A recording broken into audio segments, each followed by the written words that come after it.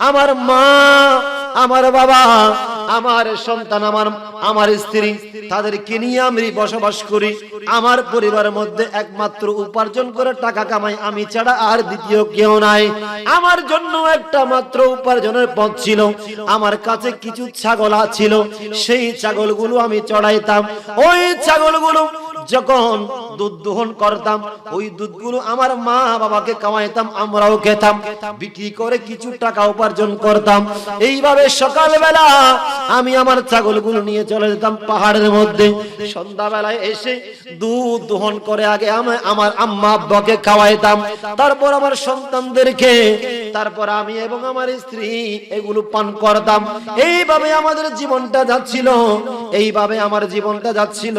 এইবার চলতে চলতে একদিন হলো, যখন আমি ছাগল নিয়ে দূরে চলে গেলাম, ছাগল চড়াতে চড়াতে আমি অনেক দূরে চলে গেলাম। সন্ধ্যা হয়ে গেল, আস্তে আস্তে গভীর রাত হয়ে গেল। আসার পরে আমি বরাবরের মতো ছাগল থেকে দুধ দোহন করালাম। দুধ দোহন করে আমি এবার দুধগুলো নিয়ে গেলাম, আমার মায়ের কাছে গেলাম। দেখতে পাচ্ছি আমার মা ঘুমিয়ে পড়েছে, আমার বাবা ঘুমিয়ে পড়েছে।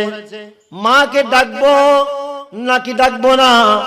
মায়ের তো কষ্ট হয়ে যাবে, আমার বৃদ্ধা মা, আমার বাবা, তারা দুইজন তো ঘুমিয়ে পড়লাম। ঘুম থেকে ডেকে খাওয়াবো নাকি অপেক্ষা করবো, কোনটা করলে ভালো হয়? এইবারে তিনি চিন্তা করলেন, না না, আমার মা বাবাকে ঘুম থেকে ডাকানো যাবে না, যাবে না, এটা বেয়াদবি হয়ে যাবে। মাকে ডাকলে মায়ের কষ্ট লেগে যাবে। ও আমার ভাইয়ের জন্য মা বাবা যদি ঘুমিয়ে পড়ে, তাদেরকে হঠাৎ করে জাগ্রত করবেন না, সর্বোচ্চ চেষ্টা করবেন আম্মা আব্বাকে বেশি করে আরাম দিতে। ওই লোকটা বলে উঠলো, আমার সন্তান আমার পায়ের কাছে এসে, আব্বু খাবার দাও না, আমাদের ক্ষুধা লেগেছে, পুরা দিন তো কিছু না খেয়েছিলাম, এখন গভীর রাত হয়ে গেল, বাবা কিছু দাও না। ও আমার আব্বা জান, আমাদেরকে কিছু খাবার দাও না। কিন্তু আমার সন্তানদের কান্না আমি সহ্য করেছি, সন্তানদেরকে আমি দুধ দিই নাই, আমি আমার মা বাবার জন্য দাঁড়িয়ে আছি। আমি চিন্তা করছিলাম, যে মা বাবা আমাকে এত যত্ন করে লালন পালন করেছে, ওই মা বাবাকে ফেলে যদি আমি সন্তান এবং বউকে নিয়ে আনন্দের মধ্যে থাকি, আমার আম্মা আব্বা যদি দেখে ফেলে, তাদের অন্তরের মধ্যে কষ্ট লেগে যাবে। যদি কষ্ট লেগে যায়, আমি তো আর জান্নাতে যেতে পারবো না। আমি আমার মা বাবাকে যেমনি পারে সন্তুষ্ট করবো। এইবার তিনি গ্লাস নিয়ে দাঁড়িয়ে আছেন। গভীর রাত হয়ে গেল। এইবার সন্তানরা কান্নাকাটি করতে করতে ঘুমিয়ে গেল। সকালবেলা যখন হলো, আম্মা ঘুম থেকে জাগ্রত হইল। ওগো আমার সন্তান, তুমি এই দুধের গ্লাস নিয়ে দাঁড়িয়েছিলা? হে আমার আম্মা জান, আমি দাঁড়িয়েছিলাম। কেন? তুমি তো ঘুমাই যেতে পারতা। না না মা গো, তোমাকে না খাইয়ে আমি কেমনে ঘুমাবো? ও মা, তুমি তো আমাকে কোনোদিন উপোস রেখে ঘুমাও নাই, আমাকে ঘুম থেকে জাগ্রত করে তুমি আমাকে খাইয়ে দিতা, নিজে না খেয়ে আমাকে তুমি খাওয়াই দিতা। আজকে আমি সন্তান কেমনে পারবো? আপনাকে না দিয়ে আমি খেয়ে ঘুমাইয়ে যেতাম, আমি এটা পারবো না আম্মা জান। আপনাকে ঘুম থেকে ডাকি নাই, আপনি তো বৃদ্ধ হয়েছেন, আপনাকে ঘুম থেকে ডাকলে আপনার কষ্ট লেগে যাবে, আপনাকে কষ্ট দিলে আল্লাহ নারাজ হয়ে যাবে। যেইভাবে রাসূল পাক বলেছেন, রিদার রাব্বি ফি রিদাল ওয়ালিদ ওয়া সাখাতুর রাব্বি ফি সাখাতিল ওয়ালিদ। ওগো আমার উম্মত, আল্লাহর সন্তুষ্টি সেটা নিহিত আম্মা আব্বার সন্তুষ্টির উপর। যে সন্তানের উপরে মা বাবা রাজি থাকবে, আমার আল্লাহ তার উপর রাজি হয়ে যাবে। তো যে সন্তানের উপরে আম্মা আব্বা নারাজ থাকবে, সেই সন্তানের উপর আমার আল্লাহ নারাজ হয়ে যাবে। ওগো আমার আম্মা জান, এই জন্য আমি দাঁড়িয়েছিলাম আপনাকে দুধ পান করাইতে। ওগো আমার সন্তান, তো তুমি তো শুয়ে থাকতে পারতাম, আমি জাগ্রত হলে উঠতে পারতাম তো। না না মা, এটা তো উচিত হবে না। তো তুমি দাঁড়িয়ে আছো কেন? তুমি তো চাইলে বসতে পারতা। ওগো আমার মা জননী, আমি কেন বসে যাব, ঘুমিয়ে যাব? আমি এটা পারবো না। কেন না? আপনি মা তো আমি চিন্তা করলাম আপনি আমাকে গর্ভের মধ্যে নিয়ে একদিন 2 দিন নয় 10 মাস 10 দিন আমাকে গর্ভে নিয়ে আপনি সব কিছু করেছেন, আমার বাবার খেদমত করলেন, আমার দাদা দাদির খেদমত করলেন, উঠান কাটা ঝাড়ু দিলেন, সমস্ত কিছুই তো সম্পাদন করলেন। একটি মুহূর্তের জন্য তো আমি সন্তানকে আপনি গর্ভ থেকে বের করে দেন নাই। বিসমিল্লাহির রহমানির রহিম। وَقَضَى رَبُّكَ أَلَّا تَعْبُدُوا إِلَّا إِيَّاهُ وَبِالْوَالِدَيْنِ إِحْسَانًا। সুবহানাল্লাহ।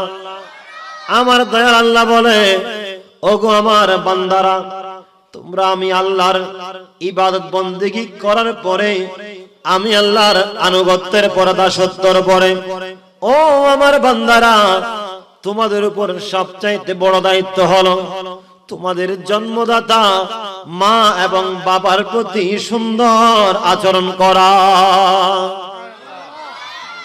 আগে আল্লাহর হক, এর পরে আদায় হয়ে যাবে আমার আম্মা আব্বার হক।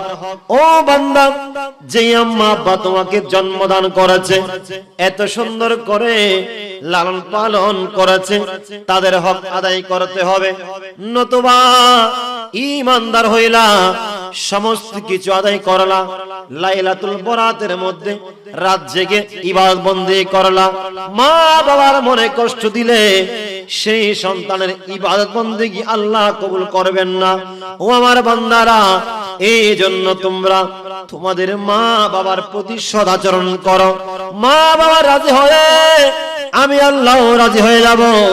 ও বান্দারে, এটাই হলো আমি আল্লাহর বন্দেগীর পরে তোমাদের উপর সবচাইতে বড় দায়িত্ব। হাদিস শরীফের মধ্যে দয়াল নবীজি কি বললেন? ইতরা ছোট ফলের রায় মাটি উড়ুদ্দে ই নর মনে তোর নমাইতো না কেন? তাহলে আল্লাহর বন্দেগী করার পরে যদি কারো হক, এখানে বলতে পারবেন হুজুর এখানে নবীর কথা কই, আর নবী তো ঈমান হই, ঈমান হই, ঈমানদার হইলে তো তখন তো আম্মা আব্বার প্রতি শিক্ষাটা আসতেছে। বেঈমান কি আর মা বাপ চিনবে? না বলি চিনবে, না নবী চিনবে, কাউকে চিনতে পারবে? আর চিনেও তো ফায়দা নাই, বেঈমানের জন্য তো জান্নাত না, জান্নাত তো ঈমানদারের জন্য। সুবহানাল্লাহ। এইবার আল্লাহ এটা বললেন, আমার দয়াল নবী হাদিসে পাকের মধ্যে কি বললেন? তেলাওয়াত করুন একসাথে, বলেন। আন ওমরিন রাদিয়াল্লাহু তাআলা, আমার নবীজি কেমনে সন্তুষ্ট হয় এটা বলে দিয়েছেন। তো এই বলাটা আমাদের কর্ণপাত যদি ভালো করে না হয়, ভুলটাই আমরা বুঝবো। এই জন্য দেখেন আব্দুল্লাহ ইবনে ওমর রাদিয়াল্লাহু তাআলা বর্ণনা করেছেন, আমার দয়াল নবী বললেন, বলেন, ক্বালা রাসূলুল্লাহ সাল্লাল্লাহু আলাইহি ওয়াসাল্লাম, রিদার রাব্বি ফি রিদাল ওয়ালিদ ওয়া সাখাতুর রাব্বি ফি সাখাতিল ওয়ালিদ। আমার নবী বলে, ওগো আমার উম্মত, শুনে নাও, আল্লাহর সন্তুষ্টি কোথায় আছে? আল্লাহর সন্তুষ্টি নিহিত আছে মা বাবা রাজি হওয়ার উপরে। যে সন্তানের উপরে মা বাবা রাজি হয়ে গেল, আল্লাহ সেই সন্তানের উপরে রাজি হয়ে গেল। আর যদি কোন সন্তানের উপরে আল্লাহ নারাজ হয়ে যায়, সন্তানটার উপরে আল্লাহ নারাজ হয়ে যায়, কেন নারাজ হবে? যদি আপনার মা বাবা আপনার উপরে নারাজ হয়ে যায়, আমার আল্লাহ আপনার উপর নারাজ হয়ে যাবে। ইয়া রাসূলুল্লাহ, আম্মা আব্বার হক কি জিনিস? নবী গো, মাতা পিতা তো জন্মদান করলো, তাদের হকটা কি জিনিস? আমার নবী বলে, মা বাবার হক বললে এক কথাই বলতে যাবে। ও আমার উম্মত, আম্মা আব্বার হক সম্পর্কে একটি কথা আমি রাসূল বলে গেলাম, হুমা জান্নাতুকা ওয়া নারুকা। ওগো আমার উম্মত, তোমার ঘরের মধ্যে আম্মা আব্বা তোমার এখনো আছে, ঘরের মধ্যে একজন বৃদ্ধা মা আছে, একজন বৃদ্ধ বাবা আছে, মনে করব না শুধু একজন বুড়া এবং বুড়ি আছে, না না, যার ঘরের মধ্যে আম্মা আব্বা আছে তার ঘরের মধ্যে জান্নাত আছে। যে উম্মত জান্নাতে যেতে চাইবে তবে সে যেন মাকে মান্য করে, বাবাকে মান্য করে। এটা কতটুকু গুরুত্বপূর্ণ আমার দয়াল নবী অপর হাদিসের মধ্যে বলেন। আর একটু পড়েন না, আন ইবনে মাসউদ রাদিয়াল্লাহু তাআলা আন ক্বালা কুলতু সাআলতু নবী সাল্লাল্লাহু আলাইহি ওয়াসাল্লাম আইয়ুল আমালি আহাব্বু ইলাল্লাহি তাআলা ক্বালা as-salatu liwaqtiha thumma ayyu qala birrul walidain thumma ayyu qala al-jihadu fi sabilillah। চিৎকার দিয়ে বলুন না সুবহানাল্লাহ। নূরের নবী বলে, ওগো আমার উম্মত, এই তিনটা কাজ আল্লাহর দরবারে বেশি প্রিয়। নবী গো সেগুলো কি? আব্দুল্লাহ ইবনে মাসউদ রাদিয়াল্লাহু তাআলা প্রশ্ন করা আরম্ভ করলেন, ইয়া রাসূলুল্লাহ, আল্লাহর কাছে সবচাইতে আমল, ভালো আমল কি? বান্দা কোন কাজটা করলে আল্লাহ বেশি রাজি হয়ে যায়, আল্লাহ বেশি খুশি হয়ে যায়? এইবার আমার রাসূল বলেন, প্রথম নাম্বারের মধ্যে আমার আল্লাহ খুশি হয়ে যায় যখন মসজিদের মধ্যে মুয়াজ্জিন আল্লাহু আকবার করে ডাক দিবে। বান্দার সমস্ত কাজকর্ম ফেলে দিয়ে, দুনিয়ার চিন্তা ভাবনা, টাকা পয়সা, ধন দৌলত রেখে আল্লাহর দরবারের মধ্যে দৌড়ে দৌড়ে চলে যাবে, আল্লাহর বندگی করার জন্য, নামাজ আদায় করার জন্য চলে যাবে। অর্থাৎ যথাসময়ে নামাজ আদায় করা, এটা আমার দয়াল আল্লাহর কাছে সবচাইতে প্রিয় আমল। নবীজি কি বললেন, ইয়া রাসূলুল্লাহ, সবচাইতে প্রিয় কোন কাজ, যে কাজগুলো আমার আল্লাহ বেশি মহব্বত করেন? তা আমার নবী বলছেন, তিনটা কাজ আল্লাহ বেশি পছন্দ করেন। সুবহানাল্লাহ। কয়টা? এক নম্বর, নামাজের ওয়াক্ত হলো নামাজ যথাসময়ে কি করা, আদায়। এটা আল্লাহর কাছে সবচাইতে প্রিয় আমল। আমরা তো নামাজ কোথায় যাচ্ছে, আমরা কোথায় যাচ্ছি কোনো খবর আছে? অনেক জায়গাতে এরকম নামাজ পড়ি না। একটা কথা খেয়াল করুন তো, আপনি কবরে যাবেন না? সবাই যাব তো? আমরা মউত থেকে সবাই বাঁচতে চাই, আপনারা বলেন ঠিক না? ওইদিকে মউত আসছে, মারতেছে, তুফান বইতেছে, বন্যা আসতেছে, পালাই কিনা আমরা? তেরার নামাতে গোসর ভালো না? যদি বলা হয় ওইদিকে মানুষ মেরে ফেলা হচ্ছে, যে যায় তাকে খুন করা হচ্ছে, আমরা সেখান থেকে পালিয়ে যাই কেন? জান বাঁচাইতে, মরণ থেকে আমরা বেঁচে থাকতে চাই। কিন্তু আসলে কি মরণ থেকে বেঁচে থাকা যাবে? দূরে থাকা যাবে? কিন্তু আল্লাহ বারবার ভয় লাগাইছে জাহান্নামের।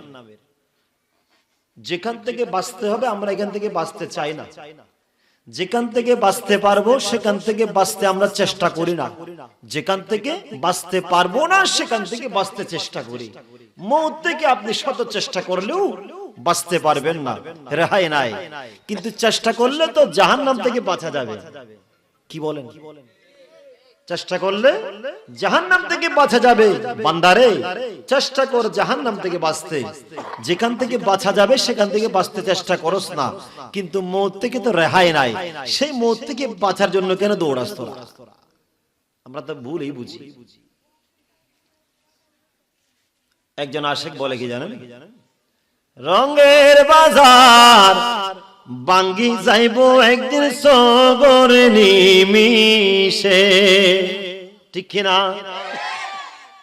বসে রইলি অমন কারাসে, ও তুই বসে রইলি কারাসে, রঙের বাজার ভাঙ্গি যাইব একদিন সগরে নিমিষে, ঠিক কিনা?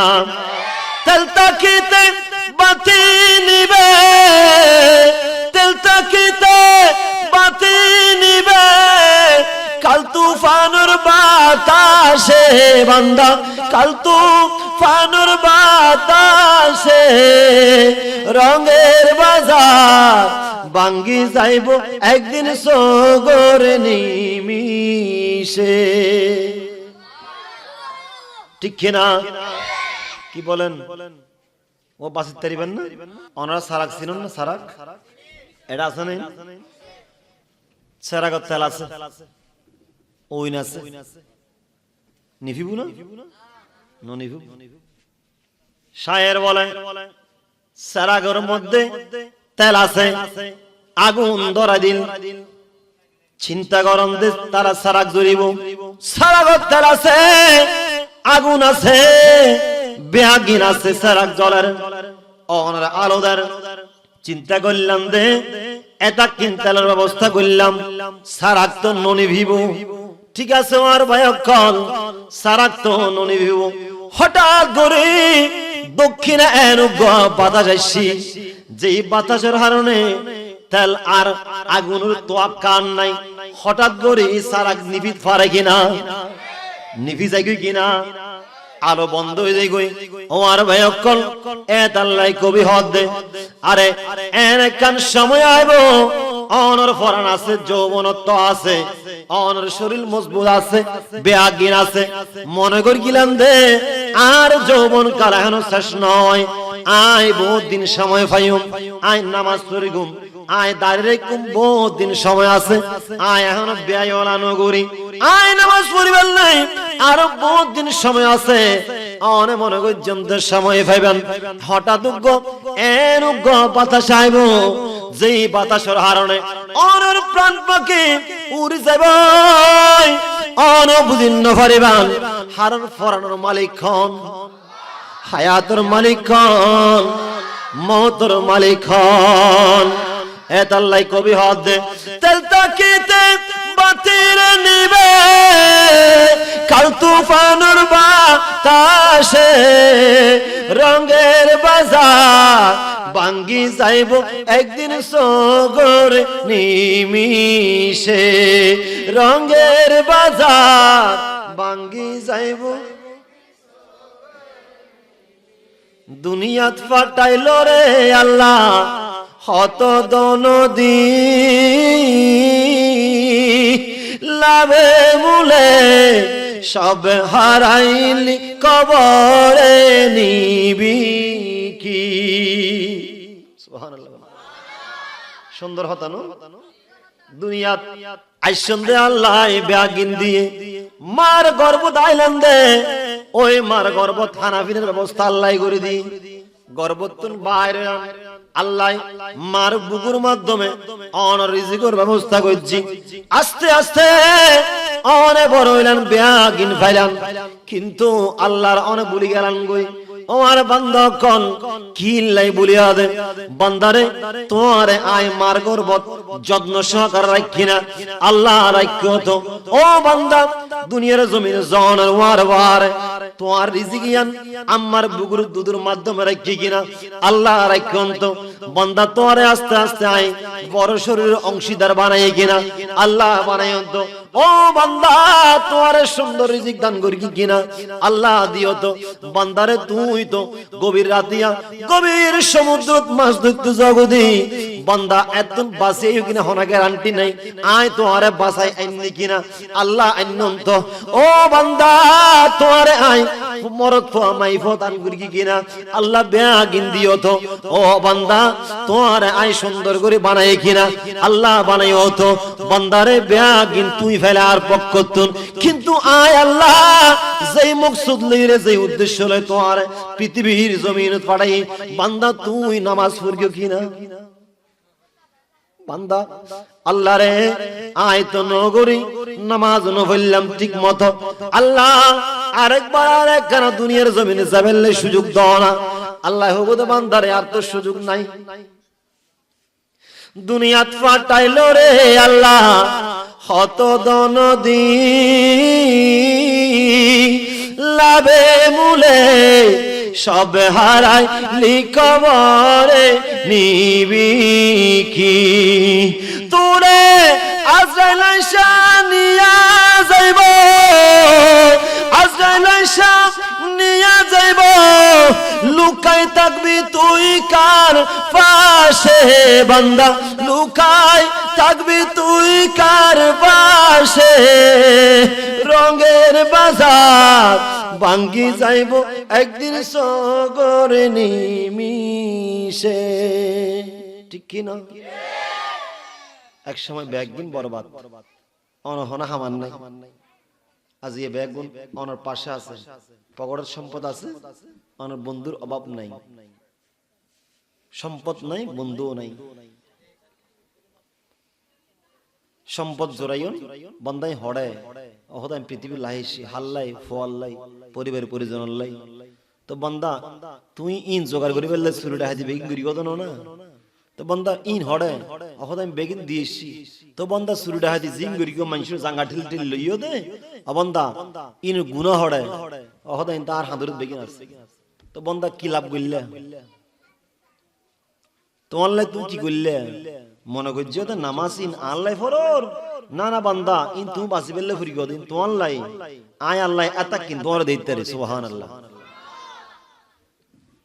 ইন বেগিন তোমার লাই আয় আল্লাহ তোমার হতি কিন দিতে রে তুই কেন জানো না বিসমিল্লাহির রহমানির রহিম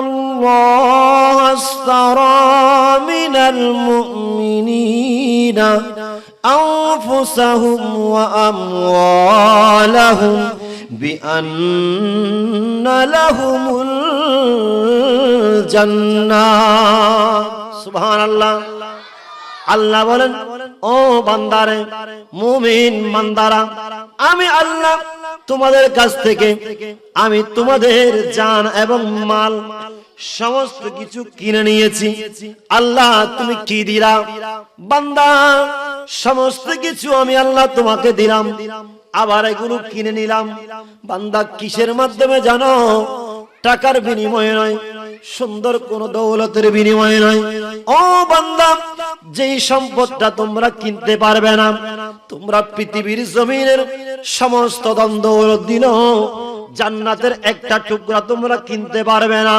ওই জান্নাতটাকে তোমার জান এবং মাল আমি আল্লাহ কিনে নিলাম তোমাদেরকে জান্নাত দেওয়ার বিনিময়ে জান্নাত তোমাদের জন্য মুমিনদের জন্য এই জন্য আলা হযরত সুন্দর করে লিখেছেন तुझसे और जन्नत से क्या मत लब वहाँ भी दूर हो हमें रसूल लाह की जन्नत रसूल लाह की अर्श हक है मसनद रिफअत रसूलुल्लाह की देखनी है हश्र में इज्जत रसूलुल्लाह की सलातुल्लाह साउंड बे কেন বারণ না তো হনডল নাই শক্তি না হয় ইফেক্টিভ রানিং উত্তাক ফোন ধাক্কা ধাক্কা মারে কেবে রানিং গুরুত হ্যালো আই আমরা বুঝিনা জানতে হয়তো ইয়ে লিখতে আর একখানা মহব্বলে দরুদ পাঠ করুন সালাতুনিয়া আর গলা ব্যথা তো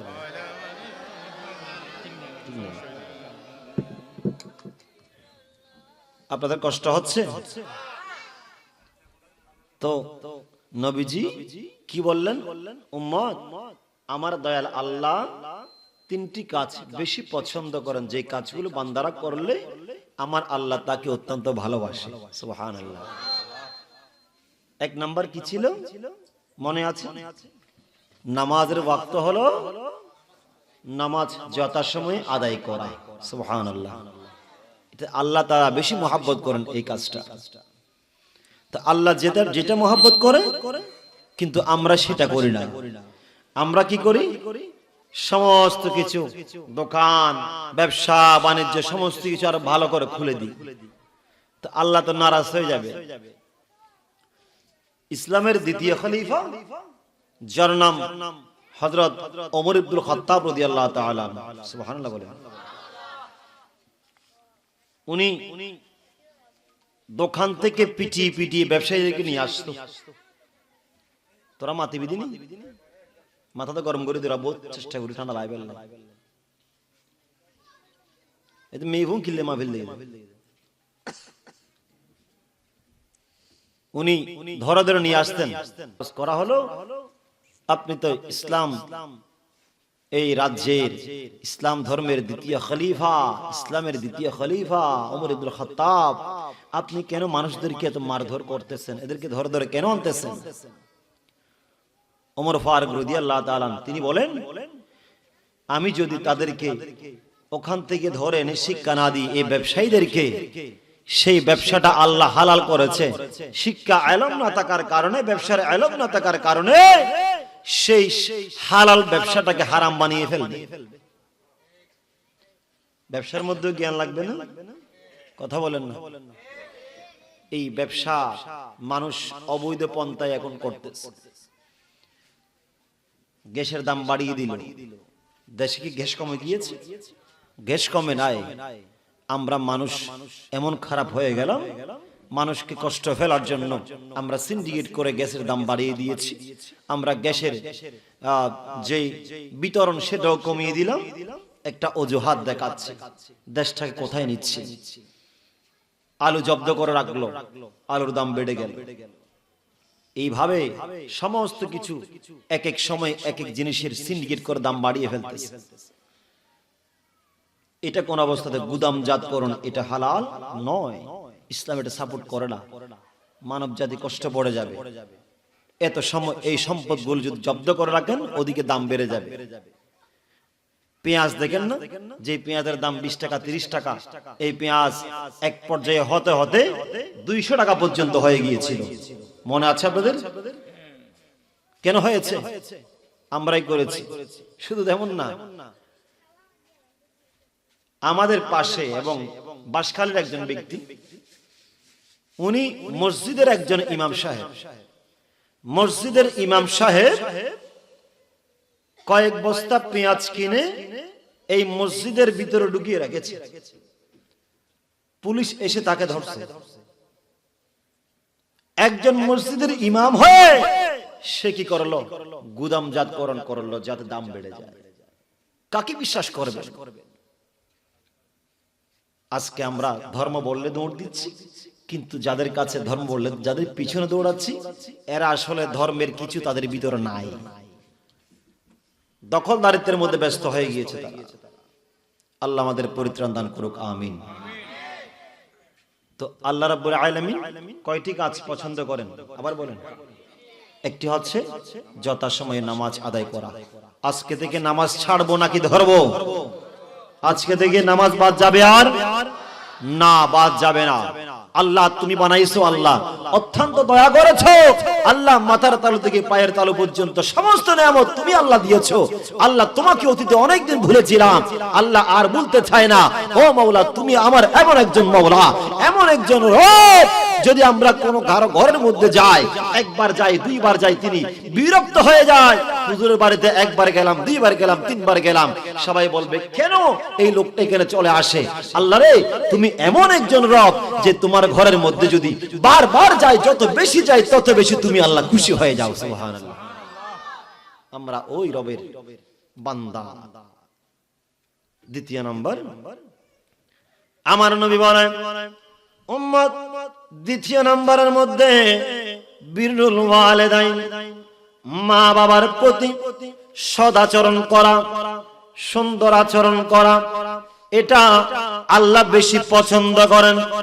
আমার দয়াল নবী হুজুর পাক, সবাই পড়ুন সাল্লাল্লাহু আলাইহি ওয়াসাল্লাম, বলে গেলেন, ওগো আমার উম্মত, এই হাদিস খানা অনেক লম্বা, বুখারী এবং মুসলিমের মধ্যে আছে।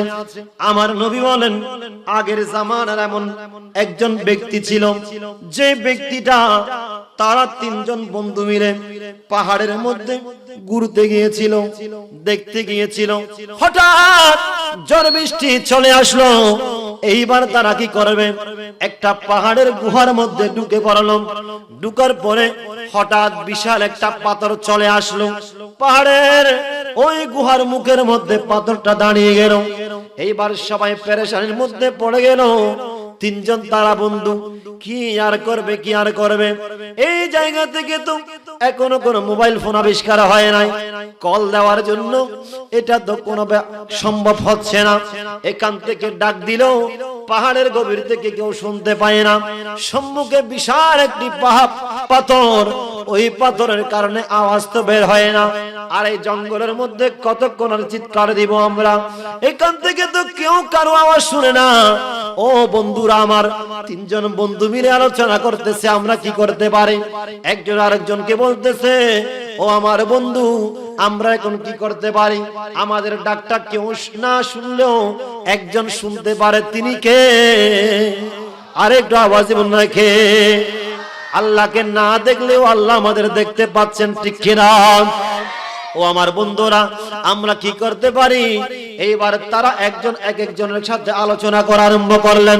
একজন বলে, চলো আমরা একটা কাজ করি, আমাদের ফরিয়াদ আল্লাহ কিসের ওসিলায় আর কবুল করবে? আমরা একটু ওসিলা তালাশ করি। আমরা জীবনের মধ্যে কে ভালো কাজ করলাম, কতটুকু করলাম, এগুলো একটু আমরা ওসিলা তালাশ করব।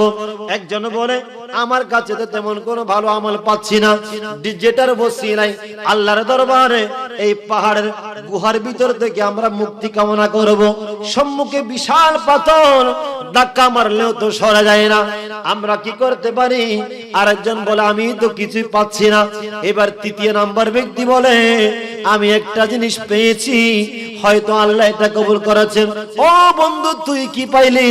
কি এমন কাজ করলে আল্লাহর কাছে প্রিয় হয়ে গেল? এইবার বন্ধু বলা আরম্ভ করলো, আমি আমার জীবনটা পরিচালনা করছিলাম, আমার মা, আমার বাবা, আমার সন্তান, আমার স্ত্রী, তাদেরকে নিয়ে আমি বসবাস করি। আমার পরিবারের মধ্যে একমাত্র উপার্জন করে টাকা কামাই আমি ছাড়া আর দ্বিতীয় কেউ নাই।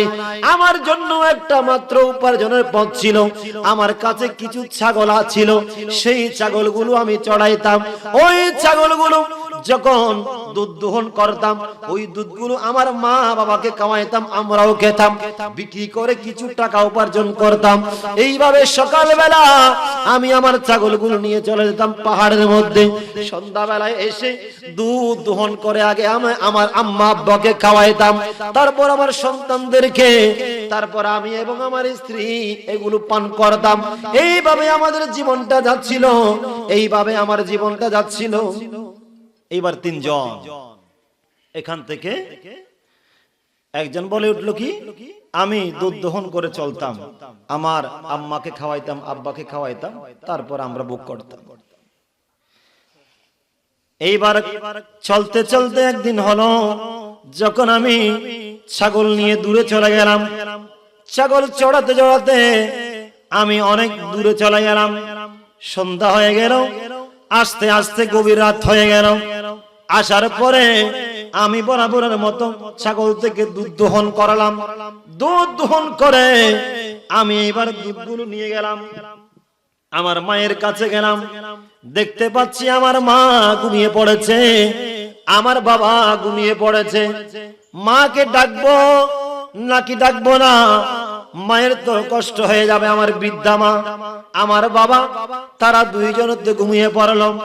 ঘুম থেকে দেখে খাওয়াবো নাকি অপেক্ষা করবো, কোনটা করলে ভালো হয়? এইবারে তিনি চিন্তা করলেন, না না, আমার মা বাবাকে ঘুম থেকে ডাকানো যাবে না, ঘুম থেকে যাবে না, এটা বেয়াদবি হয়ে যাবে। মাকে ডাকলে মায়ের কষ্ট লেগে যাবে।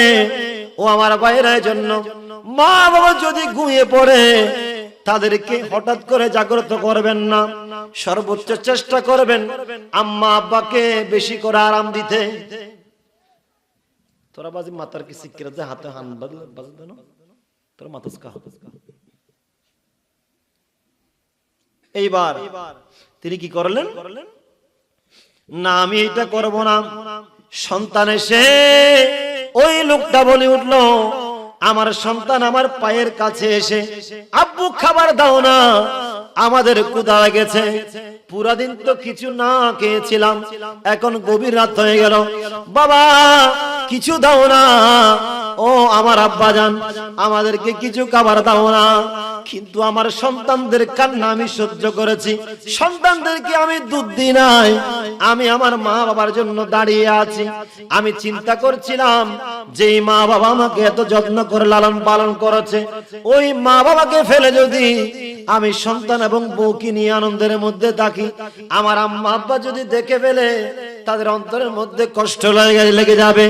যদি কষ্ট লেগে যায় আমি তো আর জান্নাতে যেতে পারবো না।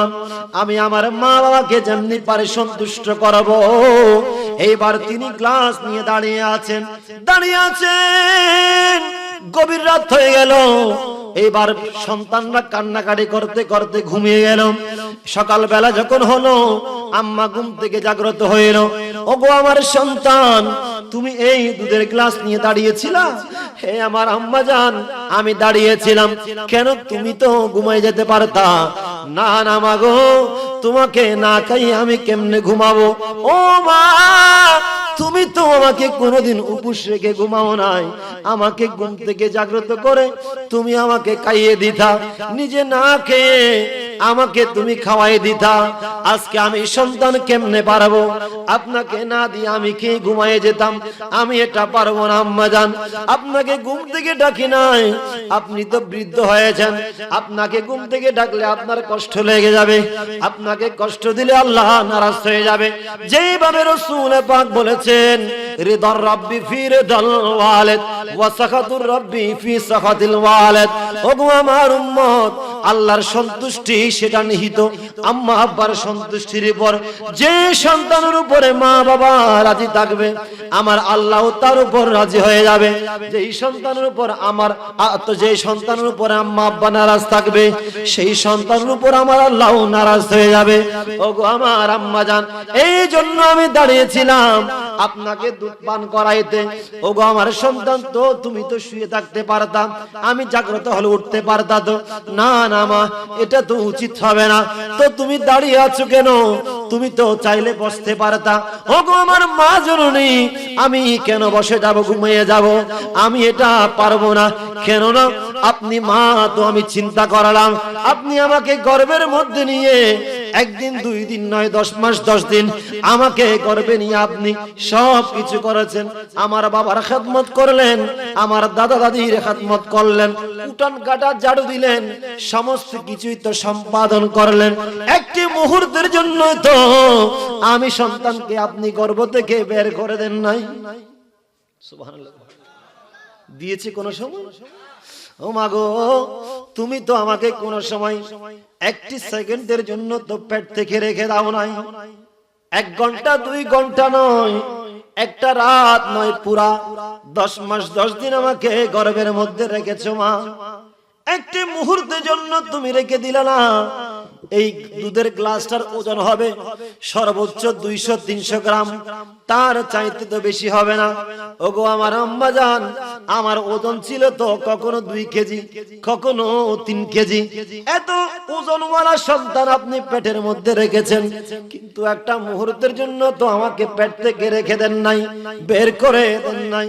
এমনকি আমি সন্তান কষ্ট পাবো বলে আপনি ডান কাত হলে ঘুমালে সেখানেও চিন্তা করতেন, বাম কাত হলে চিন্তা করতেন, আপনি ভুলে উপর হতেন না। কেননা আপনার কষ্ট হয়ে যাবে। আপনার কষ্ট হবে না, শুধু আমি সন্তান কষ্ট পেয়ে যাবো। এই জন্য ওগো আমার ভাইরা, যুবক ভাই বোনেরা, আপনারা মনোযোগ দিয়ে শ্রবণ করুন। এই মা বাবা কেমন একজন আপনার জন্য আল্লাহর পক্ষ থেকে রহমত। কেমন রহমত! আপনার পেটের মধ্যে যদি একটু ব্যথা করে উঠে, আপনি কান্নাকাটি আরম্ভ করেন, ডাক্তারের কাছে যাওয়ার জন্য দৌড়াদৌড়ি আরম্ভ করেন, ঠিক না? একটু ব্যথা করলে ডাক্তারের কাছে ঔষধ দেন, আমার ব্যথা করতেছে, কষ্ট লাগতেছে। ওগো আমার আম্মা জান, আপনার কেমন লাগতেছে? সন্তান পেটের মধ্যে আছে, নড়াচড়া করতেছে। যারা বাবা হয়েছেন তারাও তো জানেন, আপনার স্ত্রী যখন গর্ভবতী হয়েছিল, আপনার স্ত্রী বারবার ডেকে দেখাইতো, ওগো আমার স্বামী, দেখো না দেখো না, আপনার সন্তান এই গর্ভের মধ্যে নড়াচড়া করতেছে, কত সুন্দর নড়তেছে, আমার মানিক তো পেটের মধ্যে জীবিত আছে। সুবহানাল্লাহ। দেখাই না এটা? যারা বিবাহ করেছে, লজ্জার না বাস্তব কথা তো। বাবাকে দেখাই, দেখেন না আপনার সন্তান গর্ভের মধ্যে নড়াচড়া আরম্ভ করেছে, আপনার সন্তানের প্রাণ সঞ্চালন হয়েছে। আল্লাহ এই গর্ভের মধ্যে আমাদের মানিকের প্রাণটা দিয়েছে, এই সন্তান নড়াচড়া করতেছে। বাবাকে দেখাই, ওগো আমার স্বামী, দেখো না এদিকে আমার সন্তান পা দিয়ে লাথি মারতেছে মনে হয়, দেখো না একজন অপরজন ধরে ধরে মুস্কি মুস্কি হাসে, কিন্তু মা কত কষ্ট পাচ্ছে সেটা তো মায়ে জানে। আমি একটু পেট কামড়াইলে ওষুধের জন্য দৌড়াদৌড়ি করি, একটু পেটের মধ্যে ব্যথা করলে, গ্যাস্ট্রিকের সমস্যা করলে আমরা কত কান্নাকাটি করে ওষুধ খাই। কিন্তু মাকে যদি প্রশ্ন করেন, ও মা, ওগো আমার স্ত্রী তোমার পেটের ভিতরে সন্তান লাথি মারতেছে, তোমার কষ্ট লাগতেছে না? বলেন না তো, কোনো কষ্ট লাগতেছে না, বরঞ্চ আমার খুশি লাগতেছে। এটাই ঠিক কিনা? আমার তো বেশি খুশি লাগতেছে। ও আমার সন্তান যত লাথি মারে, হাত নাড়ে, আমার ততই ভালো লাগে। একটা দিন, একটা ঘন্টা যদি সন্তান পেটের মধ্যে নড়াচড়া না করে, স্বামীকে দৌড়ে এসে বলে, গো আমার স্বামী, চলো না একটু দেখো না, আমার সন্তান তো নড়াচড়া করতেছে না, আমার মানিকের কি সমস্যা হয়েছে পেটের মধ্যে জানে না, একটু চলো না ডাক্তারের কাছে যাই, ঠিক কিনা? তাড়াতাড়ি একটু চেক করে নিয়ে আসি, আমার সন্তানের কি হয়েছে। এই মা, যে মা নিজের কথা চিন্তা করে না, সন্তানের কথা চিন্তা করে করে বারবার কান্নাকাটি করে, পেটের মধ্যে লাথি মারলেও খুশি, পেটের মধ্যে সন্তান ঘুষি মারলেও খুশি, পেটের মধ্যে নড়াচড়া করলেও খুশি, মা কিন্তু একবার নারাজ হয় না। ও আমার যুবক ভাই বোনেরা, আপনারা খেয়াল করুন, এই দরদি মা হারাইলে কি আরেকবার ফিরে পাওয়া যাবে নাকি? হারাইলে আর পাওয়া যাবে না। এই মা কেমন মা জানেন না? সন্তান ল্যাংড়া বোবা আতর হলে মায়ে নাহি ফেলে, হাজার কষ্ট থাকলে তবু টান দিয়া লয় কোলে, ঠিক কিনা? মিথ্যা বললাম নাকি? সন্তান ল্যাংড়া বোবা আতর হলেও মায়ে নাহি ফেলে, হাজার কষ্ট থাকলেও তবু টান দিয়া লয় কোলে, অসুখ হলে চাইয়া দেখি মায়ের রইছে বিছানায় শুয়ে,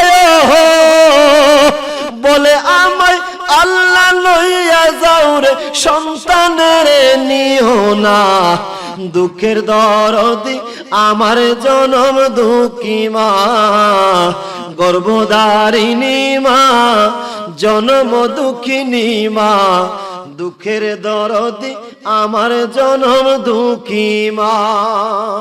সুবহানাল্লাহ। গান গাইতেছি, খারাপ লাগতেছে না? কালকে বলবেন হুজুর টানছে চট্টগ্রাম থেকে গান গাইছে। গান কেন দেখেন, তার ভিতরে কি আছে দেখেন, দেখেন না ওখানে দেখেন, ভালোবাসার, কার সাথে ভালোবাসার কথা বলছে? ভালোবাসা মানে তো খারাপ না। সন্তান অসুস্থ, মায়ের পাশে আছে, আল্লাহ আমার সন্তানকে তুমি নিও না, ওই সন্তানের রোগটা আমাকে দিয়ে দাও, আল্লাহ তবু আমার সন্তানকে নিও না, আল্লাহ আমার মাথার মধ্যে যত চুল আছে তত হায়াত আমার সন্তানকে দান করো, আল্লাহ তোমার ইচ্ছে হলে আমি মাকে নিয়ে যাব, তো আমার সন্তানকে নিও না, ঠিক না? এটাই তো মা। সবার মা কি রকম? মা কালো হলেও সেই মা সন্তানের কাছে অনেক ভালো, ঠিক না? মা কালো হোক, কুৎসিত হোক, আমার মা আমার কাছে চাঁদের মতো। সন্তান যেরকম হোক না কেন, মা বলে আমার সন্তান তো চাঁদের মতো, আরেকজনের সন্তান অনেক ফর্সা, আমার সন্তান খুবই কালো। আরে কালো না, সে আমার কাছে অনেক ভালো, আমার জানের চাইতে আমার কাছে আপন। সুবহানাল্লাহ। আর সন্তান যারা বুঝে তারাও তো বলে, আমি চাঁদকে বলি তুমি সুন্দর নও আমার মায়ের মতো, গোলাপকে বলি তুমি মিষ্টি নও আমার। এরা যারা আছে মনে কারো মা বাপ নাই, মনে না মাকে ভালোবাসেন না, বলেন না তাইলে। আমি চাঁদকে বলি সুন্দর নও আমার মায়ের মতো, গোলাপকে বলি তুমি মিষ্টি নও আমার মায়ের মতো। মাঝে আমার সবার সেরা, মাঝে আমার অনন্ত কাল বিরত, আমি চাঁদকে বলি তুমি সুন্দর নও আমার মায়ের, গোলাপকে বলি তুমি মিষ্টি নও আমার। ঠিক কিনা? আমার মা কালো হলো, আমার মা আমার কাছে চাঁদের চাইতে মিষ্টি। ঠিক কিনা? মাকে ভালোবাসবো কিনা? ওই মায়ের শরীর দিয়ে যদি গন্ধ বের হয়, সন্তানের মতো সন্তান হলে মায়ের পাশে গিয়ে বসবে, আমার মায়ের শরীর থেকে একটা সুন্দর মিষ্টি গন্ধ বের হচ্ছে। সুবহানাল্লাহ। মা কোনদিন পর হয় না, বাবা কোনদিন পর হয় না। বাবা মা অত্যন্ত আদরের, অত্যন্ত যত্নের ব্যক্তি, অত্যন্ত শ্রদ্ধার ব্যক্তি, যাদেরকে শ্রদ্ধা করলে জান্নাত, হুমা জান্নাতুকা ওয়া নারুকা, তারা তোমার জান্নাত, তারা তোমার জাহান্নাম। ওগো আমার ভাইরা, বলছিলাম ওই ব্যক্তিটা কি করলেন, আমি আমার মায়ের কাছে দাঁড়িয়েছিলাম, মা বলে সন্তান গো তুমি তো ঘুমাইতে পারতা। আমি বললাম ওগো মা কেমনে ঘুমাইবো, তুমি তো আমাকে 10 মাস 10 দিন গর্ভের মধ্যে রেখেছিলা, একটা সেকেন্ডের জন্য তো আমাকে রেখে দাও নাই। আমি আপনার জন্য আমি কেন একটা গ্লাস নিয়ে মাত্র 6-7 ঘন্টার একটা রাত কেন দাঁড়াইতে পারবো না? এটা না পারলে তো আমি নিমুখ হারামি হয়ে যাব। ওগো আমার মা, আমি এত নাফরমান নই, আপনি আমাকে এতদিন রাখতে পারলে আমি কেন 6-7 ঘন্টা রাখতে পারবো না? মাগো, আমি আপনাকে আদর যত্ন করতে যা পারতেছি করতেছি, কিন্তু মাগো এই রাতটা আপনার জন্য কাটাইলাম। মা বলে, ও আল্লাহ, আমার সন্তানটাকে তুমি বিপদ থেকে উদ্ধার করে নাও, আমিন। এই ফরিয়াদ করলো মা, আর পাহাড়ের ভিতরে সেটার ওসিলা তালাশ করলো।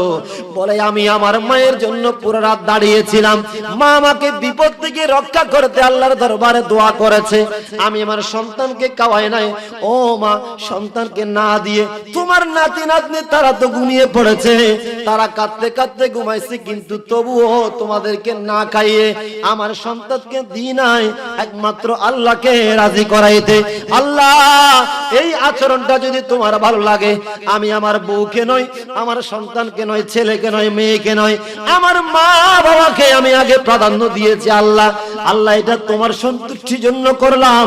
আল্লাহ, যদি তুমি এই কাজের উপর রাজি হয়ে যাও, তোমার ভালো লাগে, ও আল্লাহ আমাদেরকে এই মুসিবত থেকে আসান দান করো। এই পাহাড়ের গুহার মুখ থেকে আল্লাহ বিশাল পাথরটাকে মেহেরবানি করে সরিয়ে দাও। সুবহানাল্লাহ। দেরি হয় নাই, সরে গিয়েছে, আল্লাহ কবুল করেছেন। সুবহানাল্লাহ। মায়ের দোয়া এমন, বাবার দোয়া এমন, আবার বদদুয়া আছে না? কথা বলেন না, বদদুয়া আছে না? বদদুয়া পড়লে কেমন? আমার নবীর জামানায় আরেকজন ব্যক্তি ছিল যার নাম আলকামা, অনেকে আছে না, বউয়ের কথায় উঠা বসা করে, আছে না? এখানে হলাম না, বউর হতা অনুভূত, মার হতা, বাবার হতা, উনান না, এল্লা আছে না নাই? আবার এর আগুদি আরো কান চিন্তা ভাবনা করা করবে, আম্মা আব্বাতুন ফওয়াসার আগুদি শিখেলে দন্ন হইত আন্না মাতি তেরে গোস্ব গিয়া টার হই মা বাপে বর্তমান জামানা 10 বছর ফুরেলি ফোয়ারে ফিড়ি ফিড়ি নামাজ পড়লিছে আছে না? আল্লাহরে মানি বেললে শিখে ন দো হদিম বাদে তোমার না মানে বাস্তব না? আওয়াজ করেন না, ঠিক কিনা? আল্লাহকে মান্য করার জন্য, আল্লাহর বন্দী করার জন্য শিক্ষাটা আপনি দিলেন না, সন্তানকে বাধ্য করলেন না, সেই সন্তান কদিন পরে আপনাকে আর মানতেছে না। তাকে সন্তানকে শিক্ষা দেওয়ার দরকার ছিল। দয়াল নবীজি বলেছেন, আদিবু আওলাদাকুম আলা সালাসাতি খিসাল, উম্মত সন্তানকে 3টা বিষয়ে শিক্ষা দান করো। নবী গো কি? প্রথম নাম্বার হুব্বে নবিয়িকুম, 1 নম্বরে তোমাদের নবী অর্থাৎ আমার ভালোবাসার শিক্ষা দান করো। সুবহানাল্লাহ। 2 নম্বরে ওয়া হুব্বে বাইতিহি, তার পরিবারে হাসান হুসাইনের ভালোবাসার শিক্ষা দান করো। 3 নম্বর কোরআনে পাকের তিলাওয়াতের শিক্ষা দান করো। আমরা কোনটা করলাম? কোনটাই তো আমাদের হচ্ছে না। ঘরের মধ্যে কোরআনের সুর আছে, কয়টা ঘরের মধ্যে আছে?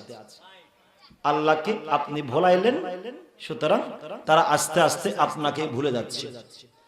সন্তান আম্মা আব্বা আছে, কোন রকম চললো, মা বাবা মারা গেল, 1 দিন গেল, 2 দিন গেল, 3 দিন ফাতিহা দিল, সন্তান ভুলা আরম্ভ করলো। তারপর আস্তে আস্তে দিনে 1 বার 2 বার 3 বার জিয়ারত করলো। যত দেরি হচ্ছে, কবর যত পুরাতন হচ্ছে, তত জিয়ারত কমে যাচ্ছে। আস্তে আস্তে কবরের নিশানা চলে গেল। সন্তান এইবার সপ্তাহে 1 বার জিয়ারত করে, এটা চলে গেল, আস্তে আস্তে ভুলে গেল। ঈদের সময় আস্তে আস্তে 1 বছরে 1 বার জিয়ারত করতেছে। আস্তে আস্তে আম্মা আব্বাকে সম্পূর্ণ ভুলে গেল। এই সন্তানের জন্য আমরা চুরি ডাকাতি বাটপারি সবকিছু করি, কিন্তু নিজের জন্য কি করলাম? আল্লাহ বলবে, ওরে বান্দা তুই তোর জন্য কি করলি? আল্লাহ কি আর করব, ধন সম্পদ করছি না? আরে বান্দা এগুলো কই? বলে রেখে আসছি তো, পাপ তো সবগুলো তুই নিয়ে আসলি, তুই কি করলি? তুই তোর জন্য তো কিছুই করলি না। শিক্ষা নেওয়া দরকার আছে কিনা? নিঃশ্বাসে কোনো বিশ্বাস আছে?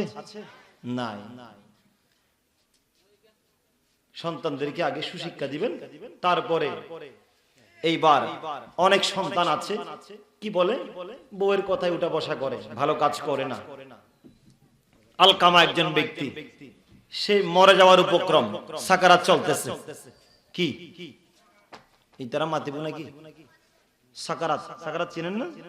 মওতের বিছানায় আলকামা সাকারাতের বিছানার মধ্যে আছে। চেষ্টা করতেছে সবাই, ও আলকামা কালমা শরীফ মুখে মুখে পড়ো না। আলকামা কিন্তু কালমা শরীফ পড়তে পারে না। এইবার আমার নবীর দরবারে আসলো, ইয়া রাসূলুল্লাহ, আলকামা নামে একজন ব্যক্তি, সে মরে যাওয়ার উপক্রম, সাকারাত চলতেছে, কিন্তু নবী, আপনি নবীর কালমা শরীফ এখনো পড়তে পারতেছে না। আপনারা দেখেন না কোন সাকারাত? দেখেন না? দেখেছেন? মানুষের মরে যাওয়ার সাকারাত চলে, পানি খাওয়ায়, দেখেন না? এই পানি খাওয়াইলে কোনো লাভ হবে? আর তৃষ্ণা মিটবে? সাকারাতের বিছানাতে কি যে যন্ত্রণা, 7 সাগরের পানি দিল তৃষ্ণা মিটে না। 7 সাগরের পানি দিল তৃষ্ণা, কাউসারের পানি দিবেন শাহে মদিনা। কাউসারের মালিক যিনি, তাহাকে চিনুন। ভালো যদি বাঁচতে হয় নবীকে, ভালো যদি ও নবী তারানে वाला, নবী বাঁচা, নবী তারানে वाला, নবী প্রাণের চেয়ে প্রিয়, তাই নবীকে জানো। ভালো যদি নবীকে বাসুন, ভালো যদি। আলকামা মওতের বিছানায় শায়িত, সাকারাতের বিছানায় আছেন। ইয়া রাসূলুল্লাহ, আলকামা কালমা শরীফ পড়তে পারতেছে না, নবীকেও একটা ব্যবস্থা করেন না। আমার নবী এবার বলে আলকামার বাবা আসেনি, মা আছে নাকি, তাদেরকে ডেকে পাঠাও। ইয়া রাসূলুল্লাহ, তার মা বেঁচে আছে। এবার আমার নবী বললেন আলকামার মাকে তাড়াতাড়ি ডেকে নিয়ে আসো, নতুবা উনি আসতে না পারলে আমি রাসূল তার কাছে যাব। সুবহানাল্লাহ বলেন। এখন সে কি করতে পারে না? কলমা শরীফ পড়তে পারে না? বলেন না পড়তে পারে। কেন? নবীজি ডাকা পাঠালেন, তার আম্মাকে ডাকো। এর কাছে গেল, যাওয়ার পরে বলে আপনাকে আমার দয়াল নবী সালাম জানিয়েছেন, আপনাকে নবীজির দরবারে আহ্বান করেছেন। যদি আপনি অসুস্থ থাকেন আপনার ঘরের মধ্যে আমার দয়াল নবী তশরিফ আনবে। সুবহানাল্লাহ। এইবার তিনি চিন্তা করলেন এমন মায়ার নবী, এমন দয়াল নবী, ওনাকে কষ্ট দেওয়া যাবে না।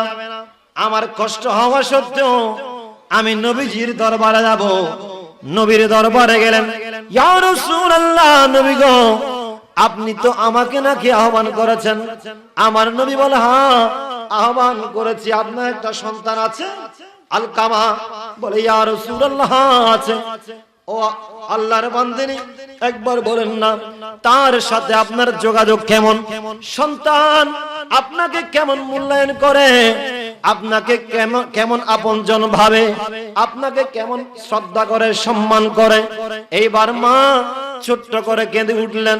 ও গো আল্লাহর নবী, আপনাকে তো মিথ্যা বলা যাবে না, আপনার সামনে তো বিন্দু মাত্র মিথ্যা বলা যায় না। নবী গো, আমার সন্তানকে আমি অত্যন্ত কষ্ট করে যত্ন করে বড় করছিলাম। ইয়া রাসূলুল্লাহ, সন্তান কিন্তু আমাকে তেমন আদর যত্ন করে না। নবী গো, যতদিন বড় হয় নাই ততদিন পর্যন্ত সন্তান মনে হয় আমার ছিল, কিন্তু এখন সে তার বউয়ের কথাকে বেশি প্রাধান্য দেয়। নবী গো, এখন আমি তার উপরে সামান্য নারাজ হয়ে গেলাম, কিন্তু আমার সাথে তেমন যোগাযোগ সে রাখে না। আপনি তাকে একটু মাফ করে দেন না। ওগো আল্লাহর বান্দিনী, আপনি চাইলে তো তাকে মাফ করতে পারেন। ইয়া রাসূলুল্লাহ, আমি মাফ করতে চাইতেছি, কিন্তু আমি তাকে নিয়ে যে কষ্ট পড়েছিলাম সেই কষ্টগুলো বারবার আমার বুকের মধ্যে খেয়াল পড়ে যায়, মনের মধ্যে বারবার উঠে যায়। ওই সন্তানকে আমি কত কষ্ট করে আদর করে মানুষ করছিলাম, আজকে সন্তান আমার খবর নেই না, আমাকে প্রয়োজন মনে করে না। ইয়া রাসূলুল্লাহ, আমি কি করতে পারি? আমি তো কষ্ট এগুলো বুঝতে পারতেছি না। এইবার আমার নবী বলে, ও সাহাবীরে কোথায় আছো? যাও কিছু লাকড়ি নিয়ে আসো, আলকামাকে আগুন দিয়ে পুড়িয়ে ফেলবো। এইবার মা হাওমা করে কান্নাকাটি আরম্ভ করলেন। ইয়া রাসূলুল্লাহ, আপনি কেন লাকড়ি আনবেন? আমার নবী বলে আলকামাকে আগুনের মধ্যে পুড়িয়ে ফেলবো। যেই সন্তান মায়ের মনের মধ্যে আঘাত দিল, বাবার মনের মধ্যে আঘাত দিল, ওই সন্তানকে পৃথিবীর জমিনে রাখার দরকার নাই, তাকে আগুনের মধ্যে পুড়িয়ে ফেলবো আপনার সামনে। নবী গো, ওই সন্তানটাকে আগুনে পুড়ার মধ্যে দেখার জন্য আমি জন্ম দিই নাই। ইয়া রাসূলুল্লাহ, আমার মন থেকে আমার সন্তানকে মাফ করে দিলাম, আমি আমার মনের মধ্যে কষ্ট রাখি নাই। ইয়া রাসূলুল্লাহ, তবু আমার সন্তানটাকে আপনি আগুন দিয়ে পুড়িয়েন না। নবী গো, আপনি একটু দয়া করেন, আমার সন্তানকে কলমা শরীফ পড়ার জন্য দোয়া করেন। এইবার আমার নবী বলে, ও বেলাল, একটু দৌড় দাও না, যাও আলকামা কোথায় আছে আলকামার কাছে যাও, কলমা শরীফ পড়তে পারতেছে কিনা। আমার বেলাল রাদিয়াল্লাহু তাআলা আলকামার কাছে দৌড় দিল। যাওয়ার পরে দেখতে পেলেন আলকামা আস্তে আস্তে মুখের মধ্যে কলমা শরীফ তেলাওয়াত করতেছে। মায়ের বদদুয়া হলে কলমাও কি হয় না? কথা বুঝেন? কলমাও কি হয় না? নসিব পায় না, বাবার বদদুয়া বললে হয় না। এজন্য আম্মা আব্বার প্রতি শ্রদ্ধাশীল হওয়া দরকার। প্রথমে রবের শুকরিয়া আদায় করুন, সেই রবের গোলামি করুন, নামাজ যথাসময়ে আদায় করুন, এরপরে আম্মা আব্বার সেবা করুন। বাবারে, কেউ তো আপন থাকবে না। আমি যে হাদিস কানা তেলাওয়াত করেছিলাম আপনাদেরকে বলেছি, আল্লাহ এই তিনটা কাজটা পছন্দ করেন বান্দার কাছ থেকে। বান্দারে, যদি এই তিনটা কাজ যদি করো, আমি আল্লাহ তোমাকে বেশি মুহাব্বত করব। এক নম্বরে, ও বান্দা, নামাজের ওয়াক্ত হলো, নামাজ আদায় করে নে। দ্বিতীয় নাম্বার, আম্মা আব্বার প্রতি একটু শ্রদ্ধাশীল হও, আম্মা আব্বাকে শ্রদ্ধা করো, সম্মান করো, খেদমত করো। এই মা বাবা তোমার জন্য অনেক বড় রহমত একটা ও বান্দা। তৃতীয় নাম্বার হচ্ছে আল্লাহর রাস্তায় জিহাদ করো, আল্লাহর রাস্তায় জিহাদ করো। আমি আল্লাহ এই তিনটা কাজকে বেশি পছন্দ করি। আমার রবের শুকরিয়া আদায় করুন সকলে সর্বাবস্থায়, যেখানে যান আল্লাহর হক আল্লাহকে বুঝিয়ে দেন, বান্দার হক বান্দাকে দেন। কোন অবস্থাতে একটা হক নষ্ট হলে বান্দা রেহাই নাই। আল্লাহর হক নামাজ পাবেন তিনি, আমি নামাজ আদায় করব, সবকিছু আদায় করব, আর বান্দার হক বান্দাকে দিয়ে দেব। রব্বুল আলামিন আমাদেরকে যথা নিয়মে যথা সময়ে সমস্ত কিছু আদায় করার তৌফিক দান করুক, আমিন। আর একটু বড় করে বলি আমিন। আমার কথায় কষ্ট পেয়ে থাকলে ক্ষমা করবেন, পারবেন ইনশাআল্লাহ? পারবেন? ক্ষমা করবেন। আমি আমার তরফ থেকে হুজুর জন্য দোয়া চাচ্ছি, আল্লাহ তাআলা হুজুরকে পুরো বাংলার আনাচে কানাচে গিয়ে নারায়ে রিসালাতের ঢঙ্কা বাজানোর সেই তৌফিক, শক্তি, সামর্থ্য, ইলম দিয়ে আল্লাহ তাআলা ভরপুর করুক, আমিন। দোয়া করবেন আমার জন্য যদি পারেন। আসসালামু আলাইকুম ওয়া রাহমাতুল্লাহ।